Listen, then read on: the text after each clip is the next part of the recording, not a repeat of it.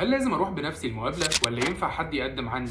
وسؤال النهارده مهم جدا لكل اللي بيفكروا يقدموا على الفيزا. هل لازم اروح بنفسي المقابله ولا ممكن حد يقدم بالنيابه عني؟ والاجابه هنا بتعتمد على حاجتين اتنين. اول حاجه هي العمر، تاني حاجه هي نوع الفيزا والسفاره اللي هتقدم منها. لو اللي بيقدم طفل تحت 12 سنه مش لازم يروح بنفسه، الوالد او الوالده يقدروا يقدموا بالنيابه عنه. انما لو اللي بيقدم اكبر من 12 سنه يبقى لازم يحضر بنفسه علشان البصمه والتصوير، ودي بتحصل مره كل 5 سنين في كل دول الشنجن. طيب هل ينفع حد يروح بدالك؟ في معظم الحالات لا، ما عدا بعض الاستثناءات في بعض السفارات، مثلا سفاره فرنسا وسفاره بلجيكا وسفاره المانيا بيقبلوا حد ان هو يقدم بالنيابه عنك لو مقدم قبل كده وواخدين بصمتك. نصيحتي ليكم رتب ميعادك وكون حاضر اول مره بنفسك، لان لازم تعمل بصمه العين وبصمه الصوابع، وكل اللي بعد كده هيكون اسهل بكتير. تابعونا كل يوم في سين وجيم مع منفيس، واسال وافهم وسافر مع منفيس.